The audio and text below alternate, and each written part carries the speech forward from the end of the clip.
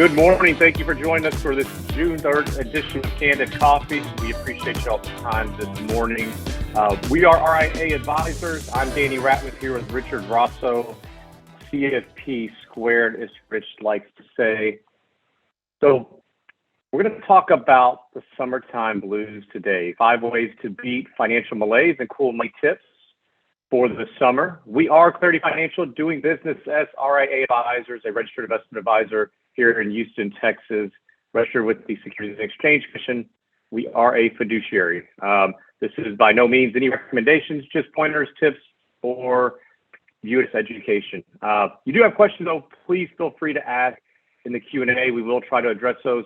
As usual, these Candid Coffees are designed to be pretty open format, so don't hesitate to jump in with the Q&A. We will try to get to most of them towards the end. We do have a little bit of a brief slideshow here for you guys this morning. So, Rich, let's jump right in. I know you love your music, so let everybody know, what are your favorite summertime hits? If you had to choose 2 off this list, what would they be? Oh, man.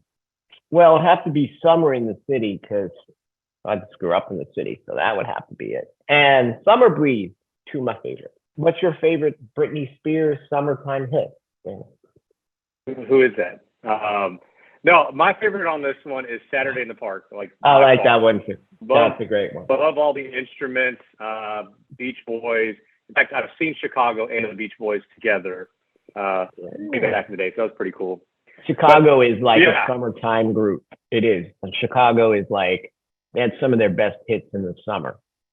So yeah. They do. Too. Yeah, true.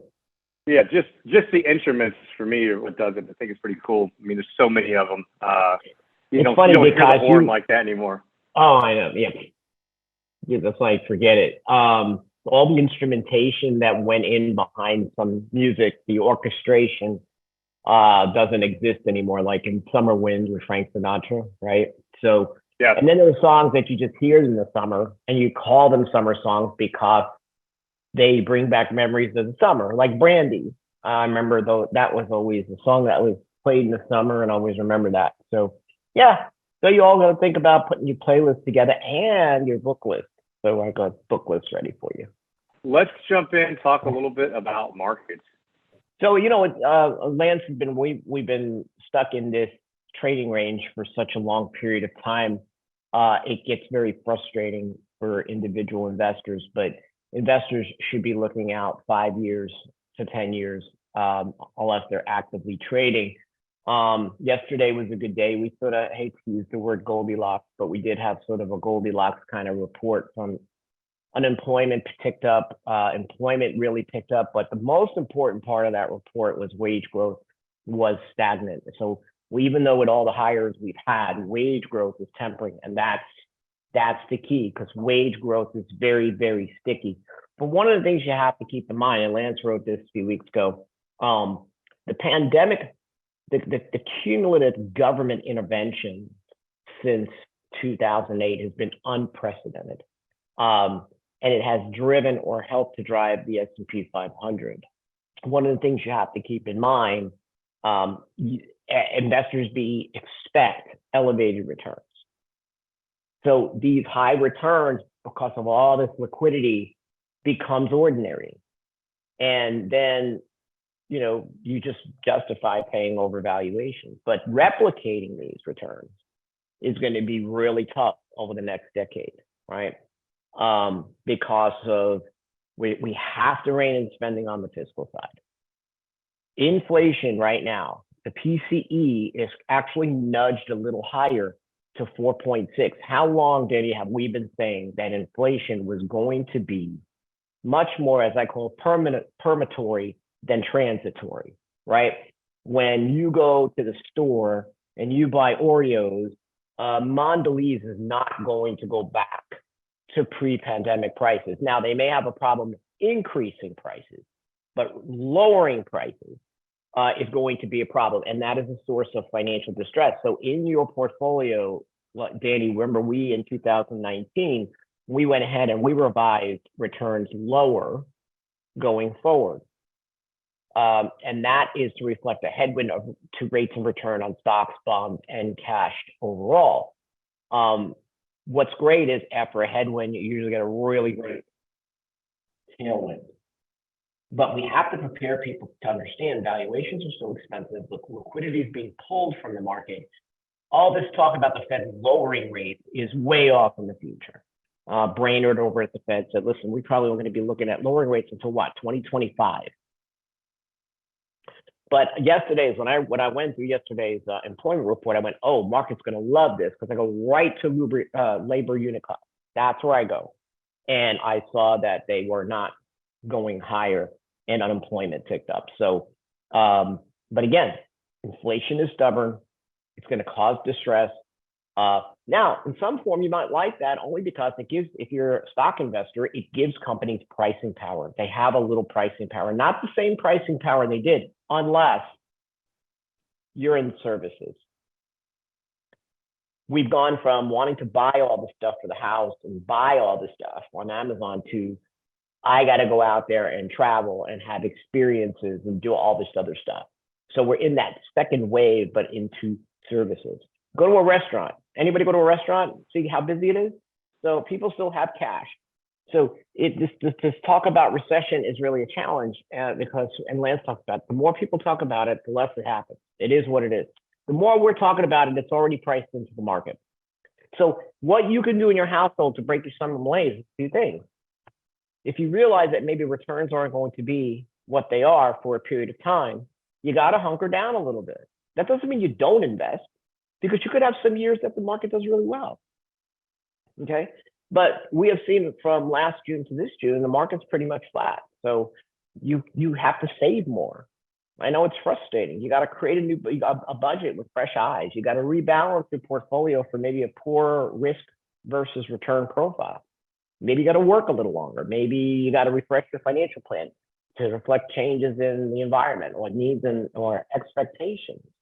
If you're an investor that is going to look at returns by quarterly basis, you're going to be frustrated. If you're looking out 3 to 10 years, you may not be, but it's not going to be 20%. It's not going to be 10% a year. It might be 5, maybe 6, because eventually, what have we said, Danny? And we're going to go into this, so I don't want to go too far. These yields you're seeing, these good yields you're seeing on bonds, like kids in a candy store, I feel like that when I buy bonds, they're not going to last. These short-term yields, they're not going to last. You maybe got 2 more years, and then the Fed will have to be cutting rates again. There's so much conflicting information right now. I mean, you look at leading economic index. I mean, that's been negative 13 months in a row. You have the yield curve still inverted. I mean, that's almost always been a sign, especially when it's been inverted for this long, that there's a recession on the horizon. And one thing you mentioned, we're talking about, so maybe something doesn't happen. Everybody's on one side of the boat. But I think it also, in some ways, it increases the likelihood that people begin to cut back. So like you mentioned here, saving more, creating a new budget with fresh eyes, rebalancing. People, sometimes it's a self-fulfilling prophecy in the sense that when everybody cuts back at once, we begin to see major issues. Now, what we saw like this last year, we had a lot of people who did cut back, but they spent the same amount because either just the inflationary pressures of the cost of everything going out, or even, somebody with debt, maybe with revolving debt, that was very similar to what they were spending anyway. So even though they thought they were going to end up saving money, they spent the same amount. Had they now continued on like with the additional trips or things of that nature or big purchase items, then, they'd spend even more. So that's one thing we've always talked about too, looking at the actual price per unit or how many units sold has been really big. Price per unit's increased a bunch, but if you look at how units is sold, that's one thing that all of a sudden is not as blatantly out there, kind of like return after 2008. When you look at the fun fact sheet, they disappeared for the next 10 years because nobody wanted to show those because they were so bad during that 2008 year. Same thing. All those numbers have seemed to have disappeared. You can find them, but you've got to look. I think more than ever, you need an advisor, and it doesn't have to be us. But I mean, overall, fiduciary, you need an advisor more than ever, because you're going to have to deal with your emotions through this process, because you're going to be frustrated, but you should still invest. It becomes harder. It becomes more of a stock picker market. It becomes more of a sector rotation market. You need to find advisors that are going to be paying attention to markets and indicators and have rules. If you're going to do all this based on your emotions, then you're going to be stuck in a summer haze long after the market's out of it. So, but these are steps we're trying to focus on what you can control during a headwind in markets. We get some better numbers. We break out of this long-term channel. That's good. The problem we've had is 5 stocks have moved this market. That is it. If I hear AI one more time, okay, they better not make a summer AI song. This is not going to be on this list. We should go through ChatGPT and write a song about the summer. So all I'm saying is I have never seen a narrative, and narrative and stories drive markets. I have never seen a narrative catch on so quickly and so many people pile into the narrative. I understand we do that in every cycle, but it's beyond insane to me. I mean, AI is going to be incorporated in pretty much everything you do, and in a lot of ways, it already has. Do you know, if you look for a blue sweater on Google, like sometimes I hate to do research because I research like congenital heart issues that I'm writing something and I needed to do some homework. And I'm like, every story now I'm going to have is going to be about heart health and congenital heart disease. And, or if I look for a blue sweater or a new pair of pants, forget it. That's AI, everybody. This isn't new. It's just going to the next level, whatever that is. But to be so wrapped up into the market, you have taken a boatload of stocks, great companies, great cash flows, great earnings, and trash them to buy garbage because it's got AI in it.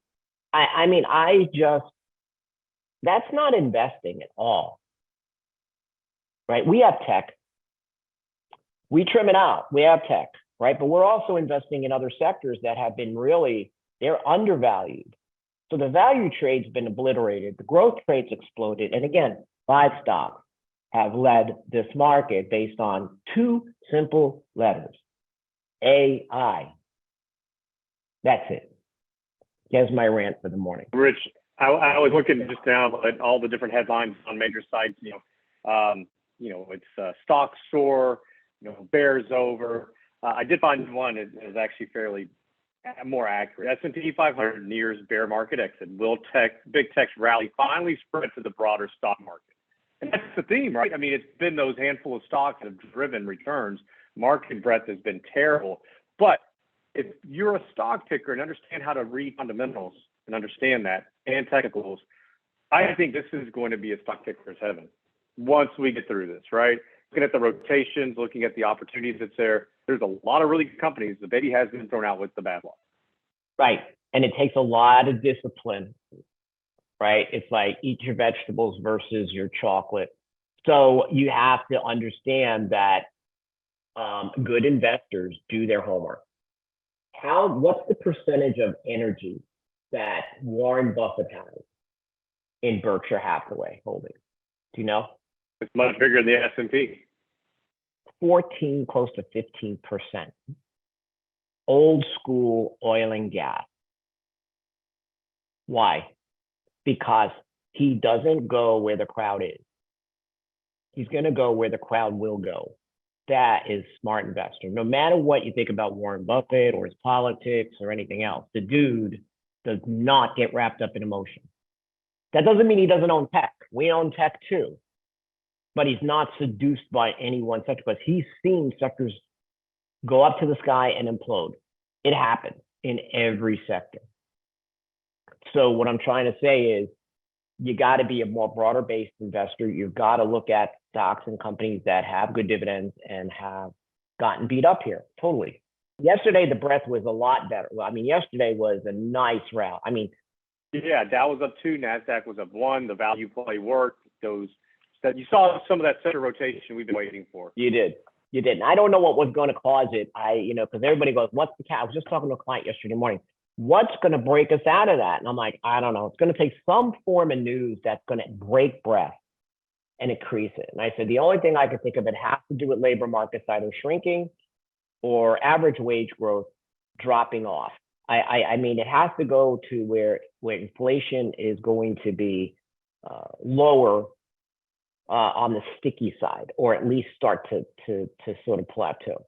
And that report yesterday, when I saw that on, oh, now I was going to see the test yesterday was, is this going to be so AI driven, or are we going to see, like you said, are we going to see this broadening? And we did. And that was good to see. So what does the Fed do now? You know, all week long, we'd heard that they're going to potentially pause here in June, get back to it later in the summer, a couple additional hikes. Fed does have priced in, I guess, what the Fed watch tools all have priced in, what, 2 more hikes? I think they'll hold off in June only because I think this report on unit labor costs was much more tempered. I think even though there was higher, there was really good numbers. The unemployment rate ticked up a little bit, but they're going to see average wage growth sort of tempering, and I think they might wait a month or so, or wait through the summer. But I definitely do see, based on, we have to see where PCE comes in and sticky price indicator from the Atlanta Fed. If those things don't start to move, if PCE stays at 4.6 or goes higher or not just higher, you know, I think the Fed's got another move in them. So, and the market's not pricing in. What was the market pricing in? A pivot? A lowering rates by the end of the year that sort of still... Yeah, like September, I want to say. Yeah. September or October. It's like the old Bugs Bunny cartoon. Peter Lorre. They make me laugh. They make me laugh. They're sort of fun. And we'll talk about this as far as what the implications are. And they don't necessarily have to start decreasing rates before we see rates actually begin to move. Maximize cash yield while you can. You and I have been talking about this quite a bit, right? I mean, what's funny, I was just going to say that, you know how long we've been talking about it? So here's an article by Gina Heeb in the Wall Street Journal this morning. Online banks are winning the deposit war. Deposits rose quarter over quarter at Ally, Goldman Sachs, Marcus, and Capital One.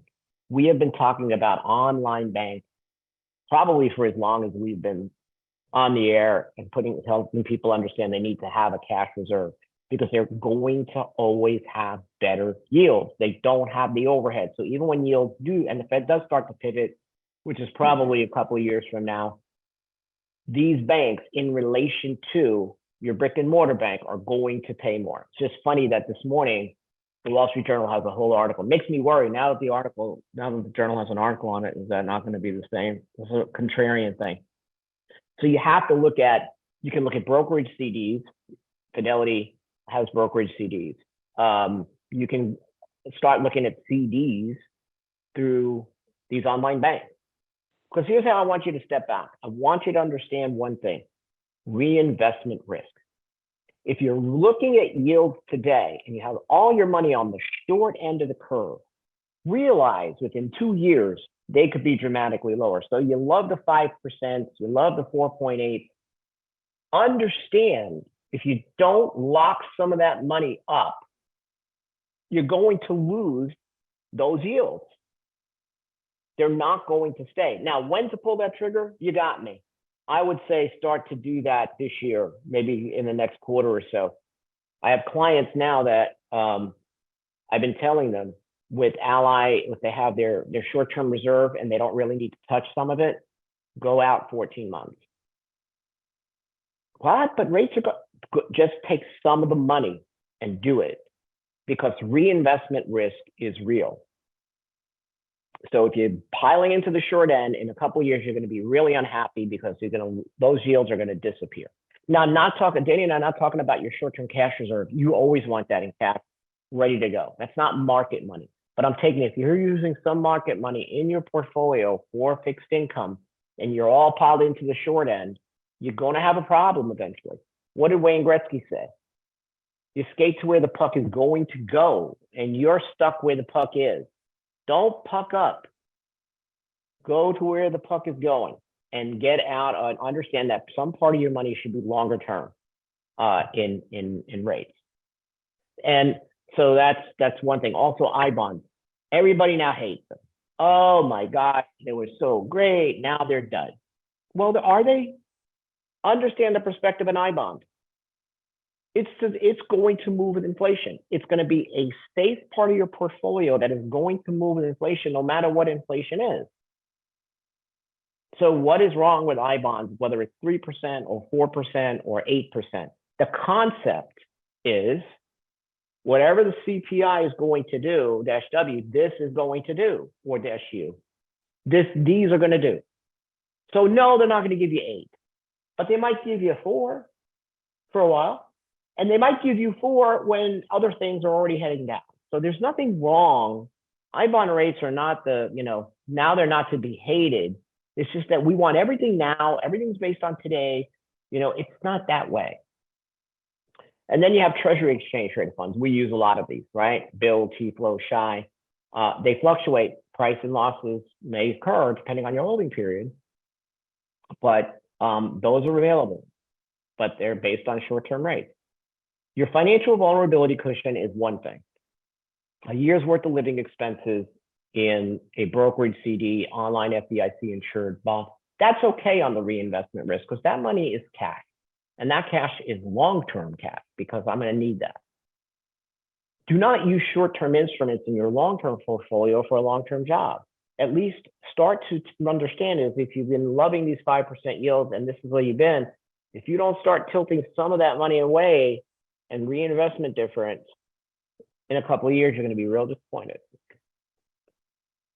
So it's really tough, I guess, Danny, with the way cash yields are for people to think that eventually, with the debt we've taken on in this country, that we cannot sustain. Yields on the intermediate and long-term side cannot stay where they are.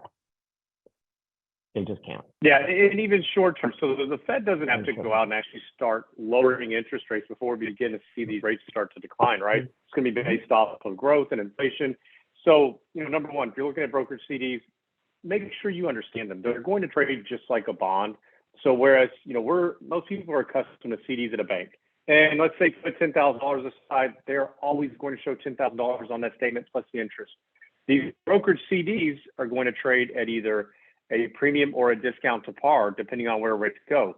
So keep that in mind. You may look at the statement and that $10,000 may show $9,980, or, may show a little bit more. But so it's going to fluctuate, still FDIC insured if you hold to maturity. Now, if you want to sell prior to maturity, you may have to sell that at a tad bit of a discount.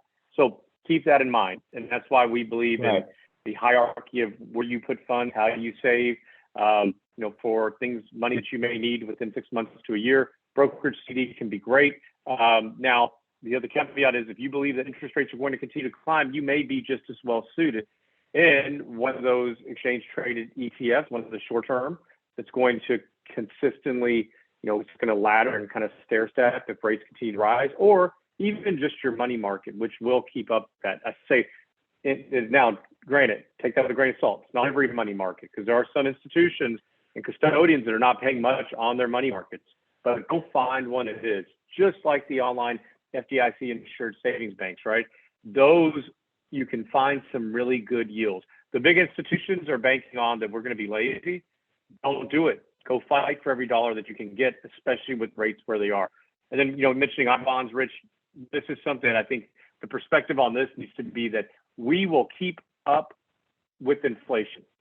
And that's it. We're not going to beat it. We may beat market returns if the market declines, but we shouldn't expect, we're getting 4.3%. Well, great. That's in line with what the inflation is, what their numbers are. And so we have to keep that in mind whenever we're pursuing any of these and know how to use them and when to use them. But I do think that reinvestment risk is going to be bigger than most people think, even if they don't go and decrease interest rates, which we could see these rates fall, especially on the short end of the curve. You can put together a portfolio. We put together a portfolio. We look at the whole yield curve and we invest along the yield curve, and we will weight, underweight, overweight, depending upon the direction and the highs and lows, the overbought, oversold signals in the yield curve. We have quite a bit of money on the long end because that is a function of inflation and economic growth. The short end's the Fed, the long end's the economy. If the economy is healthy, then these yields should start to go up, right? So everybody says the economy is healthy. It's growing at 1.8, 2%. Wow, that's great.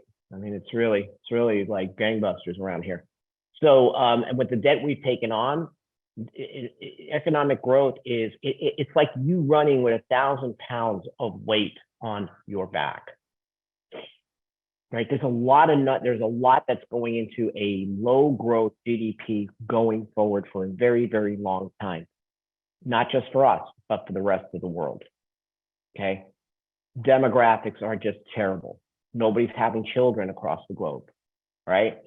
More kids living at home than ever before, more younger adults living at home since the Great Depression, right? And World War II. These are trends that are going to take a while, and that means lower growth. So if you think economic growth is going to pick up and we're going to have an economy like we did in the 80s and part of the 90s, then you don't want to invest in this like long-term treasuries right now, because yields are going to go up. But we're not there. So we have to be real cognizant longer term of the yield curve and where money is going to go. Now, it's taken longer, to your point, Danny, it's taken longer for all the slowdown to take place. And I think part of that is here. Being locked up for 2 years, one of the dumbest decisions we have ever made. I don't think I've seen a dumber decision as long as I've been alive. I've never seen such a dumbass thing right? Emotionally, there was a study that shows because of the lockup, emotionally, people are not the same. It might have rewired them a bit. And what I think is happening is you have people that are going to spend, even on credit cards, we've seen credit card debt skyrocket here, to make sure that if they don't want to be locked up again, and they're spending out of this 2 years of being contained like they were in prison. So there's a weird kind of post-pandemic thing that's beyond the scope of this candid coffee that we have to keep in mind. But all the indicators saying we're going to continue to slow down. And I'll tell you what's worse than a recession is stagflation, where you just have sluggish growth, higher than average inflation, and you sit there. It'll be like sitting outside in your front yard in summer, in August, in Texas, and just sitting out there. It's going to feel miserable. And that's why Danny and I put this together. There are things that you can do in your household to make things better. I think we could talk about this for a very long time, Rich. I know we want to get to some other topics here before the end. Yeah. I do want to mention we're about midway through. This is where I think right now doing a lot of homework really matters, especially depending on where you think rates are going, this market and the economy are going in general. Rich, touch on the housing and auto piece right now. I mean, this has been really a very interesting dynamic that hasn't probably dropped as much as most people are hoping as of right now. I mean, we've seen vehicles decrease in value a bit. Housing, depending on the markets, have been hit, but as a whole, not as much as most have anticipated or expected. Yeah, I mean, these are the two main arteries of your spending, right? So housing is tough. Yeah, I gave you some stats here that even astounded me. Not on the affordability monitor. I knew that was in the toilet, but even if I would like to move. Right? I would like to move. I'm not moving, and I'll tell you why. Why do I want to pay 7%?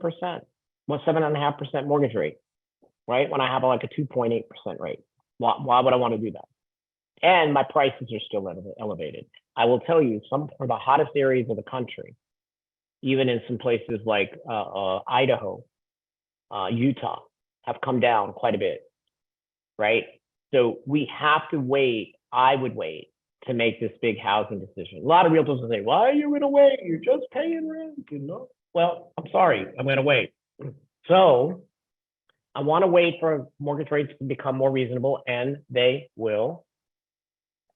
Autos are moving a little faster. Ooh, I made a joke. Keep track of that one, Erica. Autos are moving a little faster, okay? Because we are seeing prices fall. I talked to a few dealerships too that are actually getting more inventory in, and they're seeing prices come down. So maybe it's a good time to start your car shopping, right? So the Manheim Used Vehicle Index is one I've always followed. I think that's one of the best And they have seen 8 straight months of year-over-year declines, averaging 8.3%, and additional declines expected. So you're seeing more acceleration on the auto side. Again, another good joke.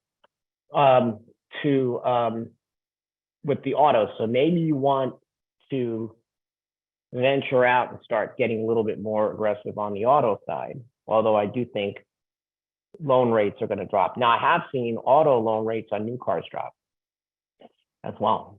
So that area is breaking. The housing area is not. So I would be waiting on the housing unless I really have to move or I have a job relocation and I just have no choice. Otherwise, I would stay put and continue to save for my down payment. That's how. Yeah, or you could sell if you're okay with waiting for a while and wait for the right opportunity. We've known plenty of people who've done that and timed it well, or some just say, hey, I cry uncle, and they're going to go ahead and buy. But the other issue, Rich, is that with rates where they are, with the majority of people getting lower rates than they initially bought or refinancing down, it doesn't make sense. Even people who want to downsize, if there is a mortgage involved, you're typically going to downsize and still have a similar type of payment. So, an inventory, especially around in our area, has been, it's not nearly what it once was. So houses are still selling if they're the right homes, and they're not going at these significant discounts. Maybe not yet, but inventory just hasn't been there. Even for summer months, I look around at our neighborhood where I live, and inventory is much less than most summers. Well, this is why it's counterintuitive. If you look at home building stock, they've done really, really well because that market is still relatively robust, and those home builders have a little bit more control over the rates they're going to charge. So you actually have seen on new rates on new homes, interest rates on new homes, somewhat lower than market. But existing home sales, to your point, has been a challenge. And again, I haven't seen prices on new homes drop off. I've seen some of the interest rates and some of the incentives. Like I keep track of what Toll Brothers does, and D.R. Horton.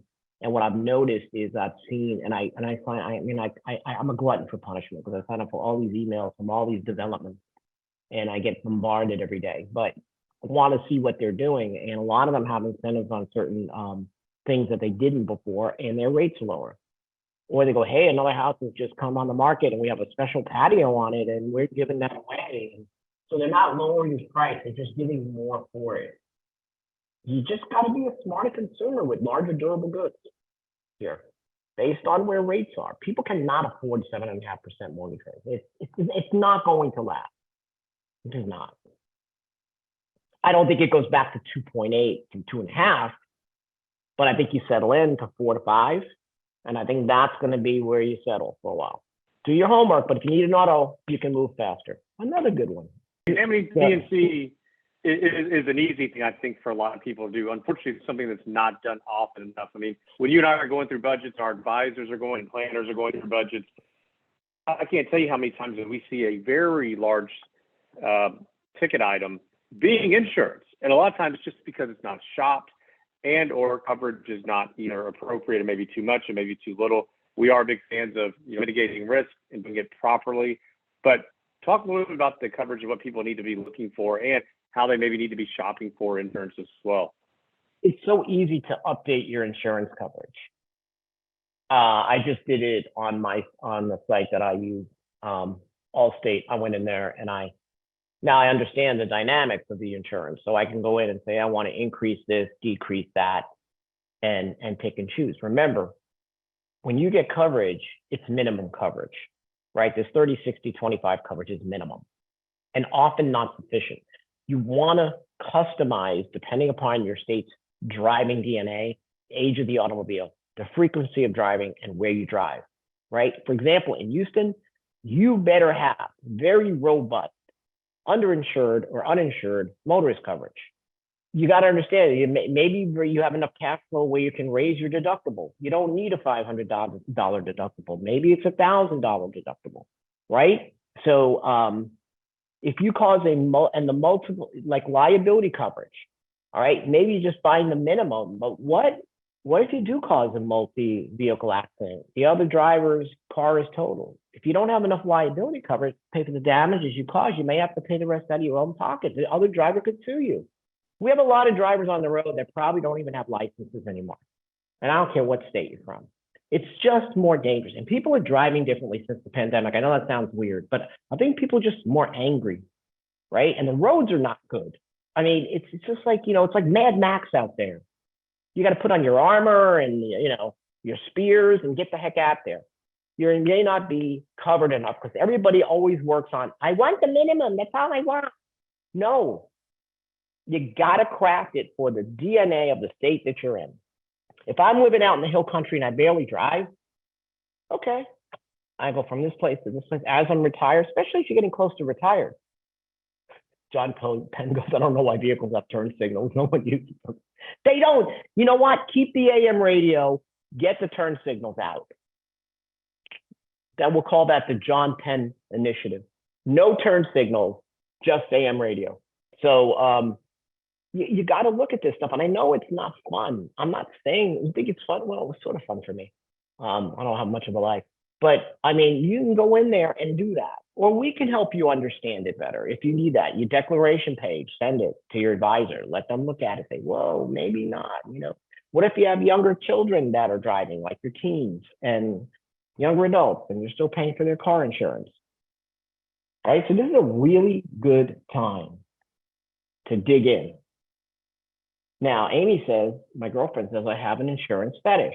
I am overinsured. And that goes back to my money script, where I'm money vigilant, money focused, and I mitigate risk because I didn't grow up with a lot of security. And I use insurance, and I have to step back and realize, am I overinsured on certain things? Or am I insuring properly? And, some people have a tendency to be underinsured, like she does. And she scares me. So I push her to take on more, right?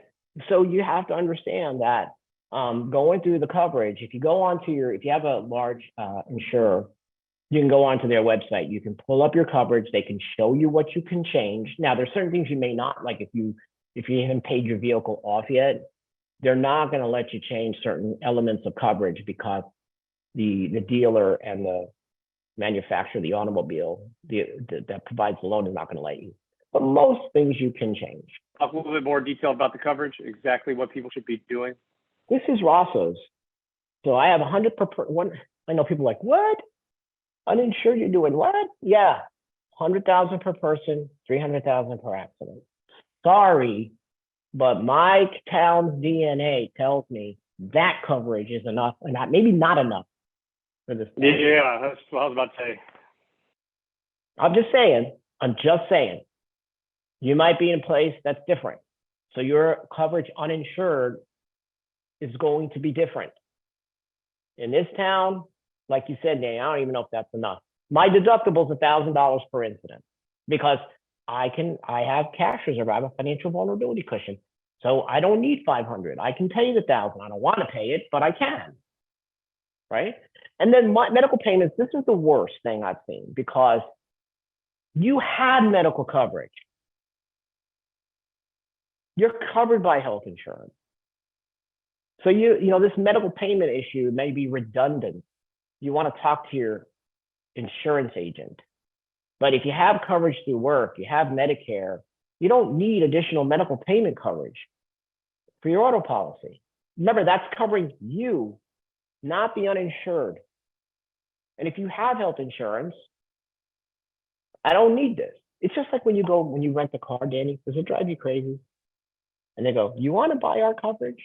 Nope. Do you do that?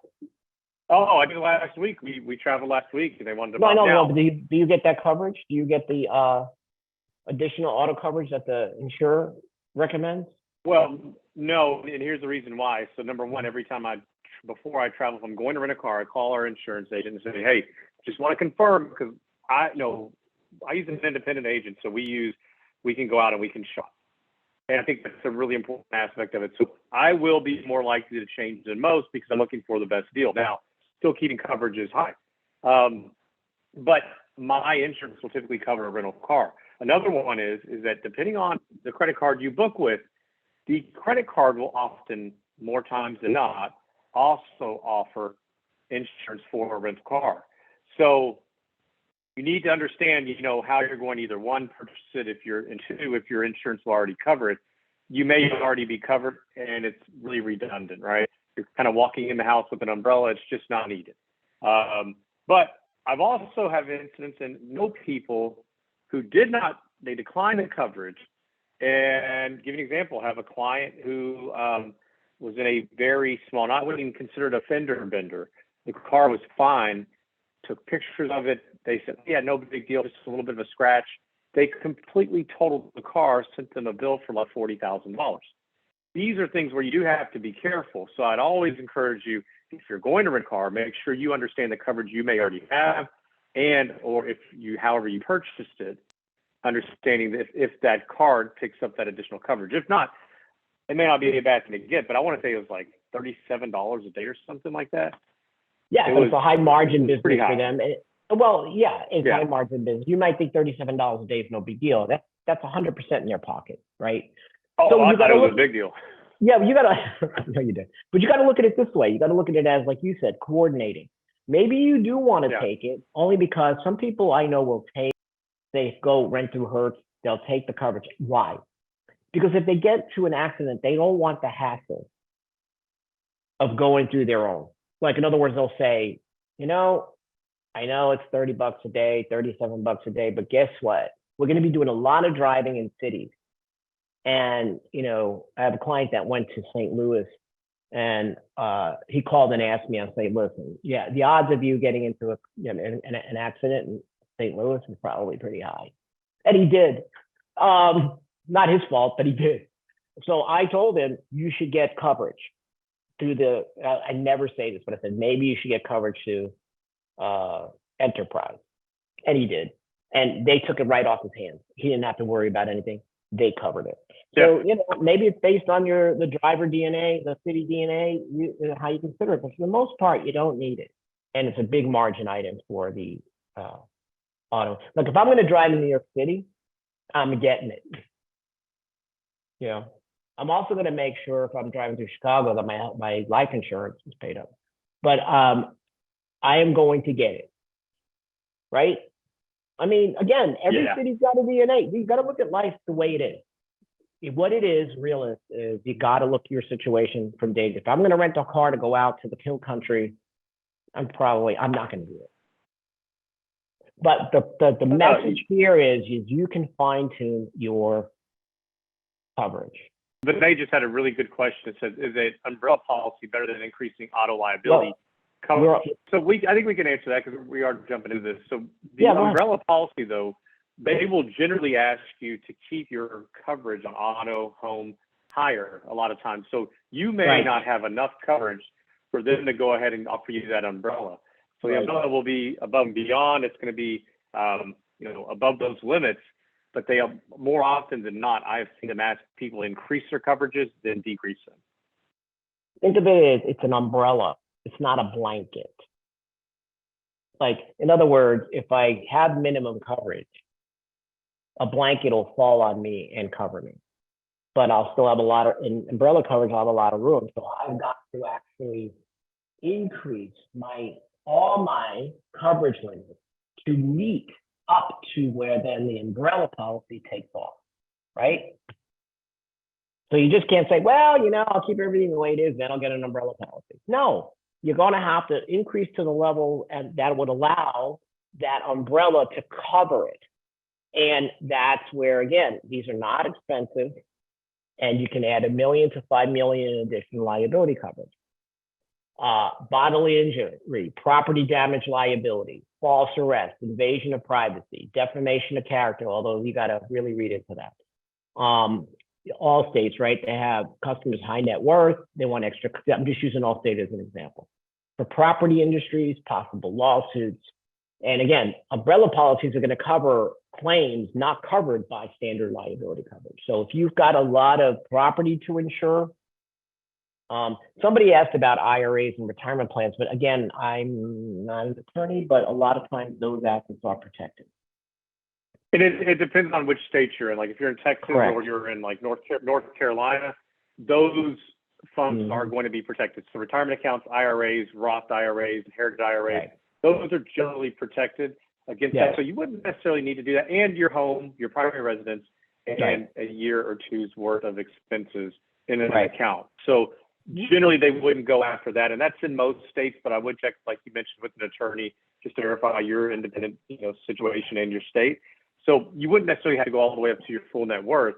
I do think that having an umbrella, though, is a very needed necessity, unfortunately, in this litigious society. It is. And again, to your point, Dave, it's very good. However you make moves with insurance on stuff that's going to have you leave your house, it's city by city, state by state. It just is. I mean, a lot of states were just so disparate on what we do in cities. I know it's sort of silly to think about it that way, but you do. You got to remember, it's mitigation of risk and protection of yourself and your net worth. And this is how you have to do it. So this is a good time for you during the summer, is to really go through this P&C coverage, really going through it and making sure you're comparing it to your city's DNA, your driving habits, who drives your car. If you have kids driving a car, you have somebody else driving it, they're on your policy. You really need to make sure, or if somebody else is just driving your vehicle, you could be caught up in some of this. So keep that in mind when you are purchasing insurance.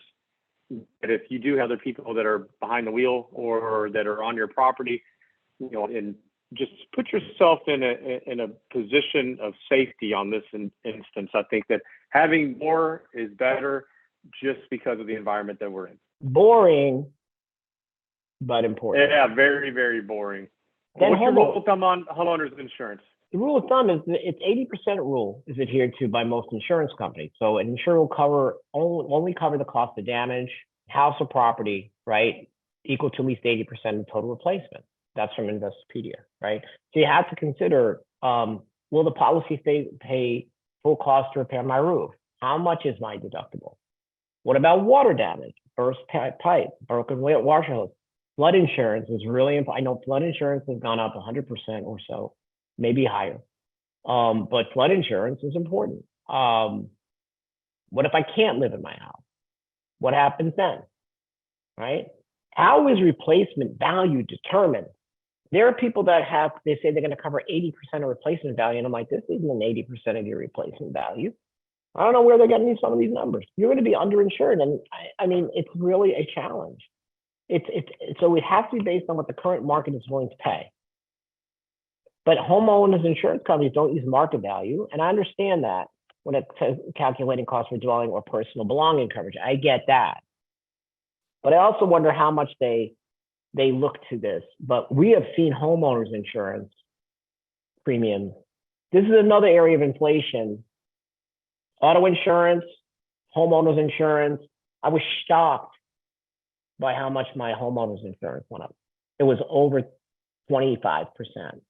And then I talked to all these other people and they're like, that's pretty much it. I talked to an agent, an independent agent, who goes, listen, you can try to shop for the best deal, but I'm going to tell you something. They're all up at least 20%. When it comes to it, do you think those prices are going lower? They're not going to go down again.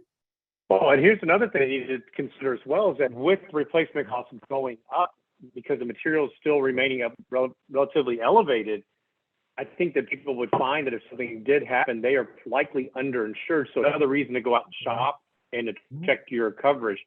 You may be well underinsured from what your home is valued right now to actually replace it. Remember, it's not market value, it's the replacement, right? To build it, right? To build a home. But I always wonder, are they taking into account labor, what it costs now? I haven't seen a lot of increase in that value. I've seen increase in the insurance, but I haven't seen a lot of increase in what they consider replacement value. That's a problem.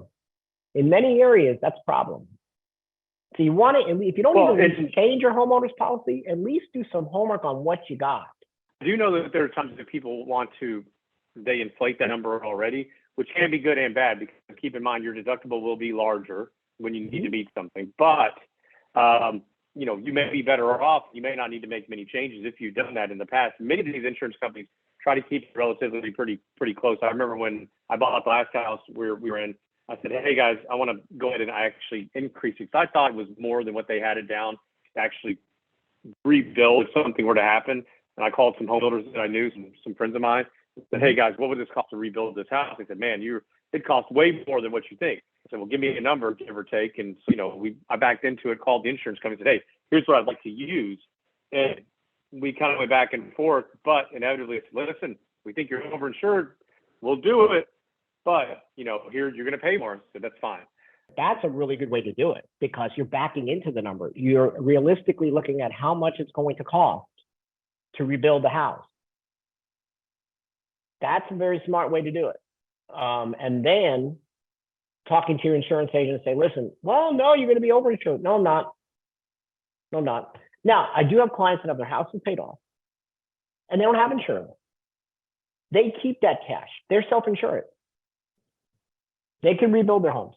I mean, obviously not everybody's able to do that, but I mean, you're self-insured, but you have an asset that you would literally lose if you don't have insurance on it. Right? I totally get that. But let's say you have a $500,000 house.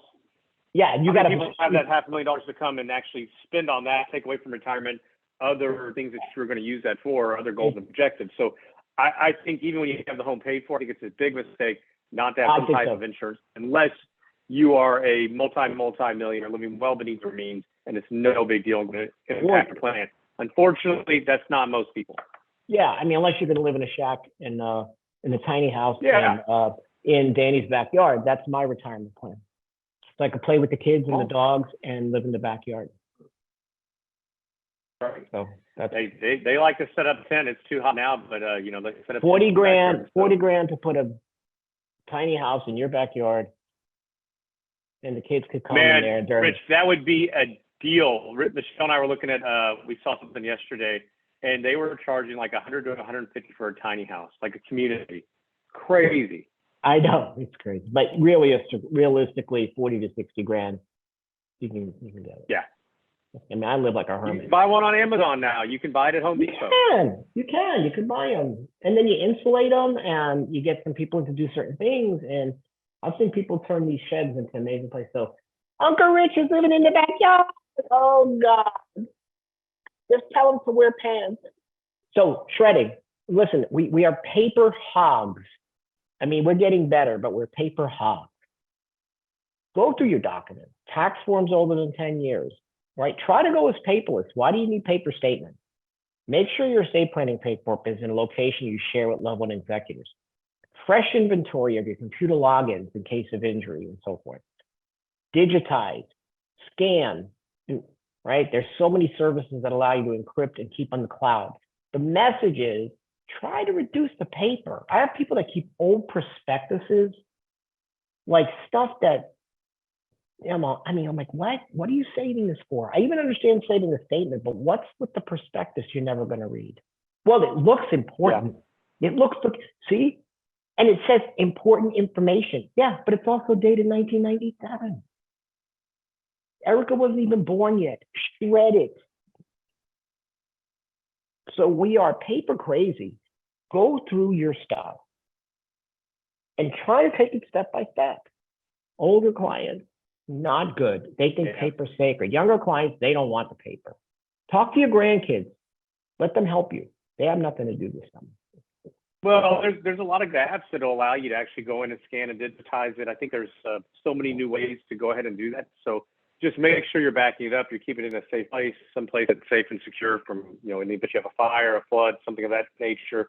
But give a fire, flood, those papers are gone. I can make an argument you'd be safer having it on a backup. If that's a file in a computer or, you have it on a SIM card or whatever it may be, SD card. Go find a way to do so that's easier for you to store, keep protected. So getting down towards the end of this, and started with the summer music. Now, what are your favorite summer books? And you've read all these, haven't you? Yes, of course. These are all great books, by the way. And just pick off of the New York Times bestseller list. No, I'm usually off that list. I don't like that list. I go to my own list. But we're very big on health and wellness. This book by Peter Attia, we talked about on the radio show, is one of the best. Really talking about good habits. Killers of the Flower Moon, great book. It's going to be a movie. Scorsese's making this as a movie. It's going to be out this year. I have a lot of friends that are in this movie. this is going to be a great film, right? But the book is compelling. You'd be shocked by some of the stuff you read. Vivek Ramaswamy is one of my favorite dudes. Based on his writing, he writes some incredible stuff, so well sourced. This is called Capitalist Punishment, and we're always talking about ESG, green smuggling, and all these things that ESG does to your investments. And he really digs hard into this whole process and what needs to change. So if you're interested in your investments and the performance of them, this book is so good. And then this, Danny, you would like this one. This fighter pilot has been in such situations, like I can't, like he test pilots these planes that are like ready to break apart. And I mean, how he has to think, like, I mean, I cannot believe how fast some of this stuff, how fast these stealth fighters fly. I mean, I'm amazed, but you're like sitting at the edge of your seat, like reading this going, my God, how do you get out of what he's just going through? And he talks about how fighter pilots learn this process of clear thinking through every disaster. So it's very, very great. I mean, I love it. It's so good. I'm not, in all fairness, I'm not done with all of it. I am 3/4 done, but it's fascinating read. It's fascinating read. How these guys under pressure have to make these split decisions that are literally life and death. So yeah, these are not, summer book list. I think you'll enjoy at least one of those for your reading pleasure. Well, good. Well, guys, we appreciate you joining us today. Looks like we have addressed all questions that have been answered or sent in kind of throughout the presentation. We do appreciate your time. Do us a favor. If there's a topic you'd like to hear, you have any questions, please let us know. We are going to have a brief survey at the end of this, so if you'll let us know about the topic, or if you'd like an advisor from RIA to contact you, we'd be happy to have somebody reach out, make an introduction, and see if we'd be a good fit or we could help. Thank you for participating. Listen, we're going to have a lot more of these candidates. This one is sort of light. I think it covers some important topics, but this one is sort of, not as heavy, but there's a lot of good nuggets, I think, in this presentation that you can walk away with. We're going to have, Danny and I are also going to be starting a financial fitness podcast once a month in July. And the first one's going to be really about how we grew up learning about money and our money scripts. It's going to be really interesting. We're going to dig into what makes us tick financially, which is something that you can use to understand yourself better. And those who attend the podcast and want to take their own money script test can email me and I will send it to them. But we will go through that and the importance of understanding your subconscious desires when it comes to money, and also helping your adult children, older teen kids take the test and understand their money DNA. Very important. So we're going to kick that off starting in July. And we'll have candid coffees, and we're going to have more lunch and learns as we go forward. So we really do appreciate that. Sign up for Lance's newsletter and before the bell. And we still appreciate your time this morning. Thanks, guys. Have a great weekend. We'll see y'all next week.